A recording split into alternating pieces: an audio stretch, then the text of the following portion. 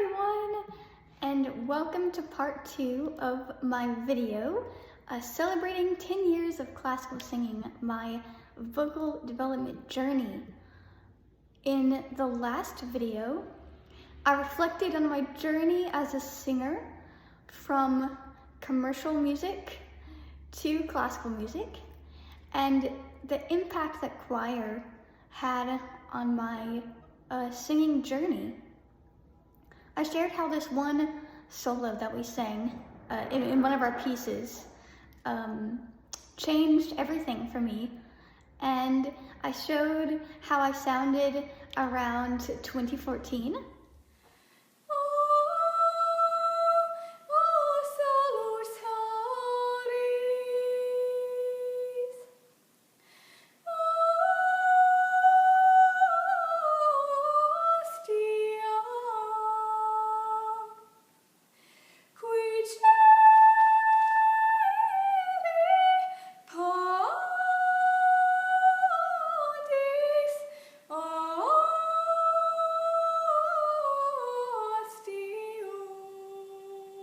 And then just a couple of weeks ago, did an updated impromptu performance of that choir solo 10 years later, 10 years after I did it for the first time, and my goodness, what progress.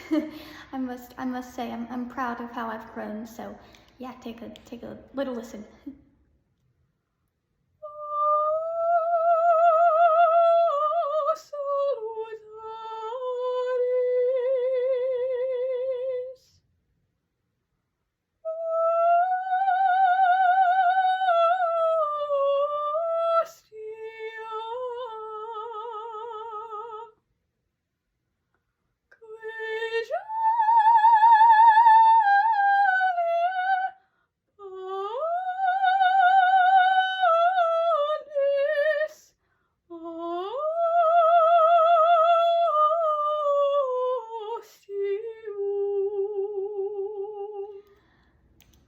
So in this video, I would like to just observe from a technical standpoint, a singing technique standpoint, about where I was 10 years ago as a singer, and some singing ideas that have helped me really find the voice that I have today and am still developing today. So I will say, after 10 years and 3 degrees, a bachelor's and master's and artist diploma in opera performance, I'm still blown away by the delicate but mighty instrument that is the human voice that lives right here in our larynx. And it just truly amazes me every day that we can talk and speak with it, and a pop singer can sing with a microphone, and an opera singer can sing without a microphone, and it's just amazing. So it's amazing. So I wanted to say that vocal training is a process. It requires discipline, patience, and an open mind to exploring all the possibilities. I was afraid to explore all the possibilities as a young singer, but now I'm becoming more open and growing every day. So that is wonderful.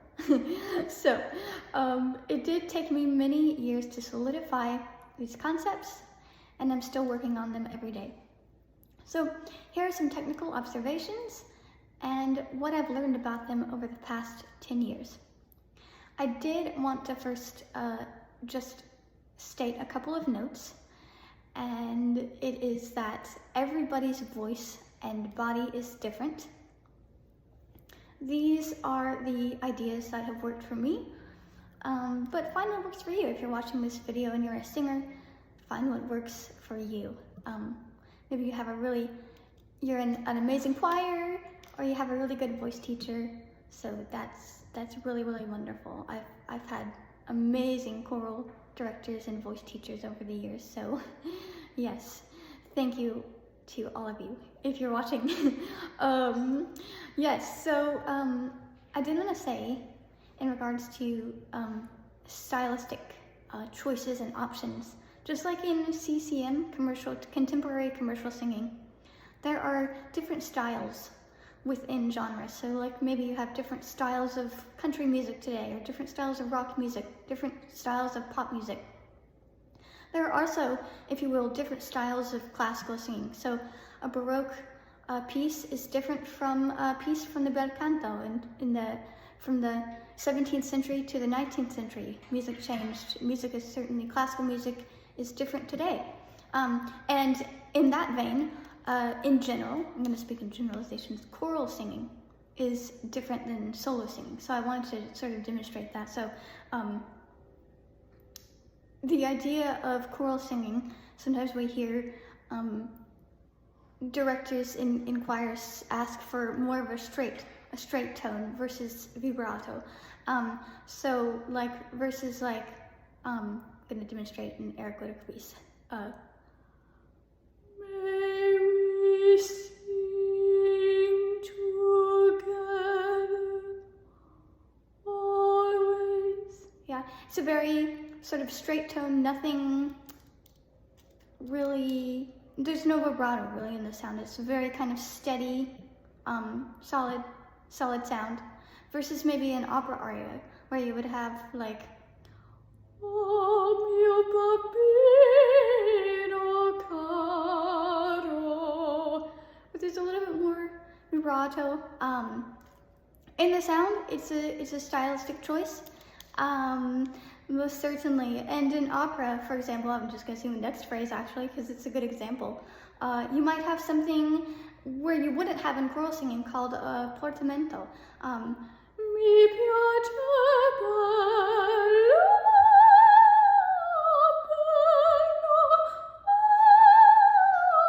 That's called a portamento. It's that sort of sliding down, a bit like that. I mean, it's not a scoop though. Yeah, yeah, so cool. You're kind of singing in the pitches in the middle of that.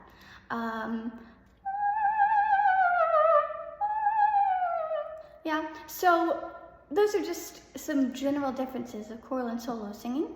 But regardless of style, the technique is the same. So the other note that I wanted to say is that for sighted singers, the mirror can be helpful. You can look in the mirror and you can see what your jaw is doing, or you can see if you're raising your chin a bit, right? But as a blind singer, I am not able to do that. So I'm going to be sharing some tactile things that have really helped me, some hands-on things that have really helped me over the years as a blind singer find these technical things, just so I can listen back myself and hear myself describing this, but also for any blind singers out there who are watching this video. I will attempt to describe what I'm doing. So the first thing that I wanted to talk about was breathing and breath support, and how to get body and core in the sound. One thing that I had to do as a young singer, first beginning training, was kind of remap my breathing. Now, this all started with getting my body aligned and getting in a good posture, if you will. Alignment, I think I like that word a little bit better. So the idea of not standing like straight, like stiff, but having kind of a lifted position in the chest, and actually kind of working up actually. So my feet are planted on the floor. My feet, I like to kind of take just a little bit of a step forward, not feeling like my feet are exactly shoulder width apart. I can step forward, and this helps me feel like I can move around if I want to. And so, and then my hips are nice and open. I'm sorry, I actually skipped the knees. The knees are really important for me, that they are unlocked. Sometimes when I'm feeling locked in my knees, it causes issues with my support. So it's very important that this is all well aligned. So knees nice and loose, and then hips nice and open, and then working up. Chest is lifted. Sternum is lifted, the breastbone, and the shoulders are nice and relaxed, and down and kind of back. So I do stretches before I start singing and kind of work through all of this. And then one thing that I like to do is lift my arms over my head, and when I'm bringing my arms down to my side, the idea is to keep that lift in the chest, a lift in the sternum. So that's very, very nice to kind of feel that alignment. Okay, this alignment is really important for me because with singing, we have our voice. Yeah, it's in our throats and our larynx. Yes, but our body is our instrument. So getting the entire body prepared is really important and necessary. So regarding breathing, this could get a little long, but I'm going to try to keep it short because breathing, there are a lot of myths, and it can get complicated, but I want to kind of keep it simple. So one thing that I used to do, I remember as a singer, young singer, is I used to kind of overwork a lot in my abdomen. I used to really kind of have this idea that sticking my abdomen out was necessary, and when I got into training, I started to work on expanding my ribs, right? And our rib cage has our lungs, yes? And so our lungs are in there, and we want to allow the belly to naturally expand and come distend because of the action of the diaphragm. Okay, our diaphragm is this large dome-shaped muscle. It sits right underneath. I'm putting my hands on my rib cage, and like if you put your hands near the lowest ribs, if you were able to reach like up in there, that your diaphragm's sitting right underneath the lungs. And when we breathe in, it contracts, and this in turn is what expands the abdomen. Okay, so that was a big thing. It was so interesting when I first learned that. I was like, oh my gosh, that's amazing. So, and that is what is expanding our lower belly, our belly. So, not that we have to stick our stomach out or anything, but our ribs can expand. Yeah, and I like putting my hand to my lower back to feel that as well, because our rib cage is wrapped all the way around. Okay, cool. So, but the idea is that we want to keep these ribs open and expanded as long as possible, because we don't want our lungs to collapse. Okay, so this idea of like also not taking a breath, but allowing the air in. So sometimes with my students, I'll say, like, imagine that you're smelling something really good. And so an exercise that I like to do is a gentle breath in, smelling something good. And we're not going to breathe with our shoulders or anything, but our shoulders can be nice and relaxed. But we're going to breathe nice and low into I like to feel it into my lower back. Sometimes I can bend over, kind of feel all the way over, and feel this expansion in my ribs happen. So anyway, gentle breath in and holding for 4. And we're not holding with our throat, but we're holding with our ribs. Okay, the muscles in our ribs, technically called our intercostal muscles. So we're breathe in, hold for 4, and just a gentle hiss out for 8. I like this.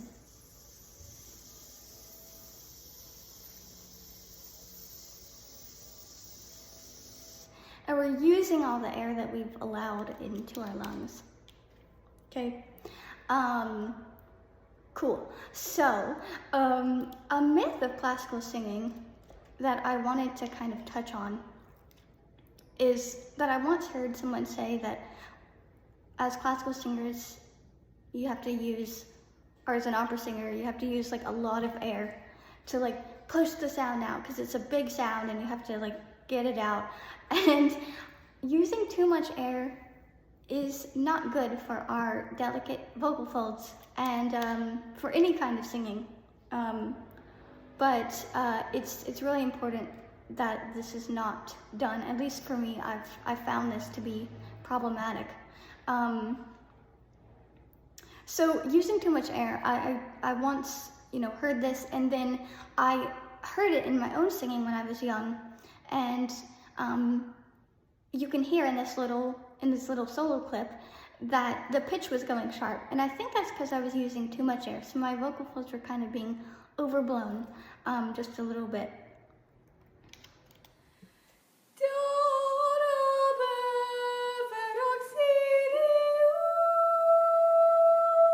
Another thing that kind of overblowing air caused was for me in 2023. I had some issues with my vibrato getting really wide, and it was kind of wide and unsteady. So it was like, and it was really taxing on me. So I always remind myself something that a teacher once said, which is singing does not take an elephant's supply of air. So it's really important that I feel like I don't need to overblow, and that less is more, and singing should be really gentle. So ideas for finding this gentle but grounded and strong support in our lower body. And another just kind of note, support is not necessarily done with our diaphragm, which only acts on the inhalation, but with the lower body muscles. So the lower abs, the lower back, sometimes I feel it in my back, sometimes I feel it in my hips, and the pelvic floor. So here are some ideas that have helped me really find my support. So I'm gonna step back here, and I've got a chair here that I'm gonna bring forward, and I'm just gonna press down with my hands just a little bit. I've got my hands on the back of the chair. I'm gonna press down on it just a little bit.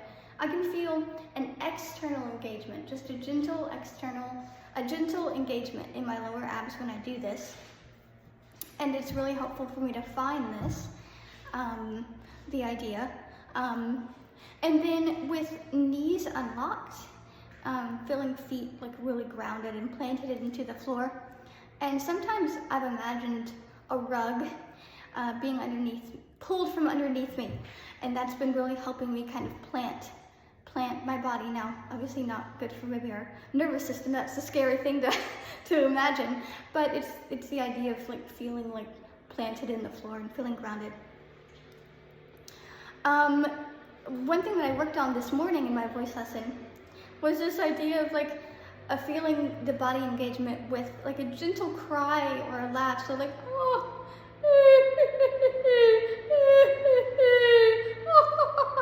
So like these very like primal sounds that can be really silly to make are actually really helpful for singing, and feeling the idea of engagement and breath support.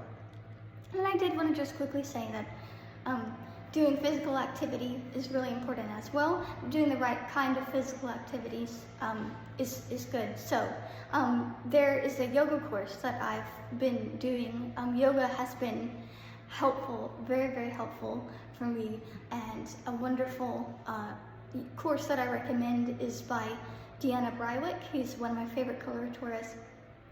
She's got a course called On the Breath, and it's a yoga course specifically for singers, and it's been really helping me feel my core engage.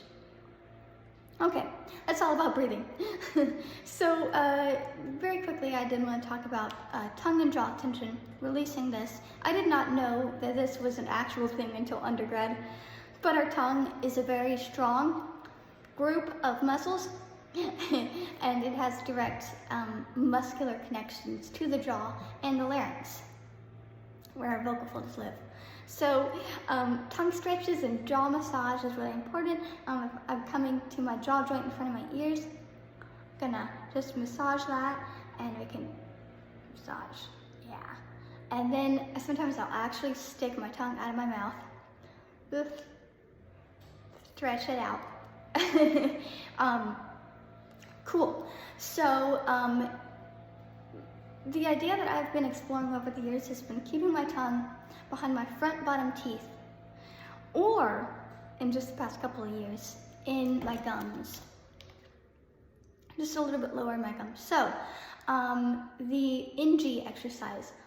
If you say the word sing, and we hold the NG, that last sound, it's really helpful to feel that the tongue can be relaxed, and it helps it find where it needs to be. So, the other idea is putting, sometimes I put my thumb underneath my chin, and you can feel the tongue root there, and that if you can kind of massage that, this area, it's the gastric muscles underneath the chin. Really, really helpful. So the idea with the jaw for me has been keeping the jaw relaxed and back, and resisting kind of bringing it forward. So the jaw can kind of come down and forward if I over open my mouth. Yeah, so a couple of ideas have been, I'm gonna say this and it's gonna be maybe a little controversial, but it's been helping me. So just lifting the chin just slightly. We're not gonna lift it up like that. That's not good for our larynx. But finding that place where the neck can be released and the jaw can kind of come back. Almost, I imagine it almost like I'm laying back on a comfy couch. And that can kind of help my jaw kind of come back. The other very interesting thing that my teacher showed me with the jaw has been to, I'm going to describe this. I'm going to put my thumb on the roof of my mouth. I'm going to make kind of a fist with my hand. Put my thumb on the roof of my mouth and allow my wrist part of my hand to rest on my lower lip area. And that is going to help me feel when my jaw wants to come forward. So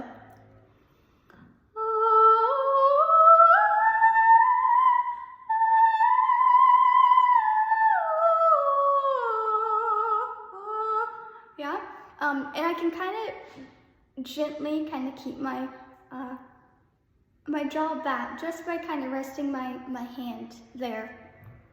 And it's especially helpful in the high. For my middle, another idea for my middle voice has been not over opening. My teacher and I have talked about la bocca chiusa. It's an Italian kind of phrase that means the mouth closed, literally. So this idea of like keeping my lips more closed. However, the space is internal. So the space is like behind, like if you know where your molars are, it's there. It's not going to be over opening the front of the mouth.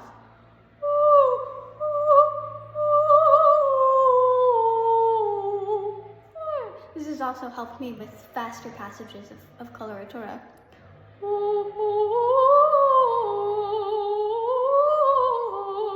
Yeah, this idea of the voice can move, but not the jaw or anything externally that's going to help. Keeping the internal space open. So a couple of ideas for high notes that I wanted to share was having some lift in the cheeks and resisting spreading east to west of the lips, or the lips going sideways. Okay, so yeah, that has been really helpful for the high notes, and something that I feel that I'm very proud of how I've improved on over the years.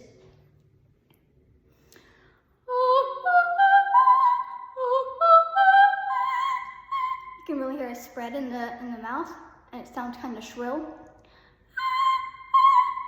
Okay, but what I've been finding is this lift up here in the cheeks.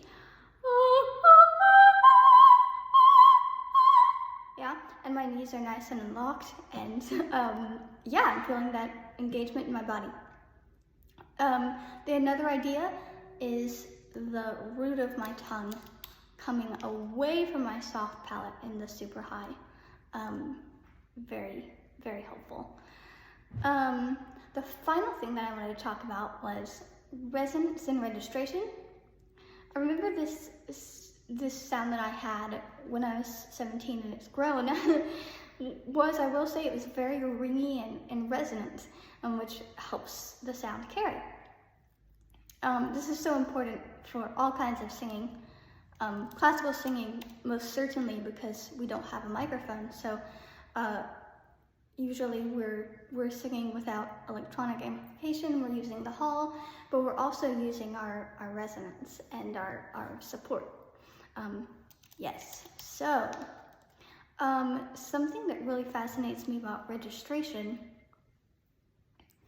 is, how does a young soprano work to find the true head voice? I feel like so much of my work as a young maybe 13, 14-year-old singer was done in my chest voice, and building that musculature because I was singing mostly pop music. When I got to choir, I was using my head voice a lot, and I wasn't quite sure how to find this all of the time.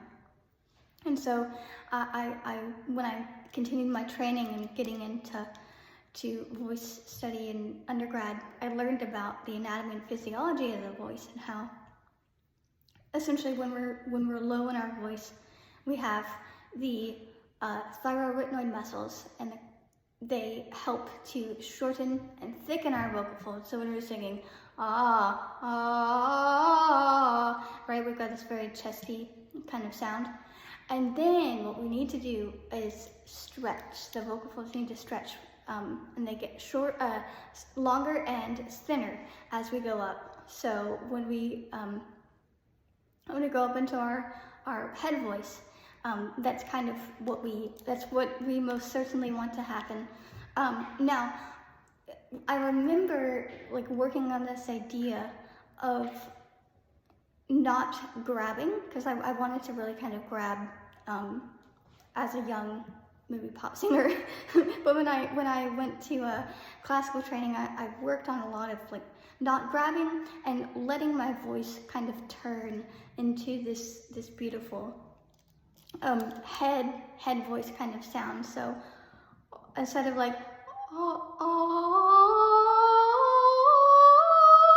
I'm keeping a lot of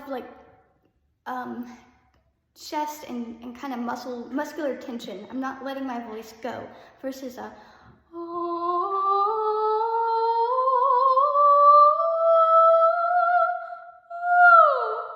so finding that space and allowing my muscles to kind of work and allowing my vocal folds to stretch.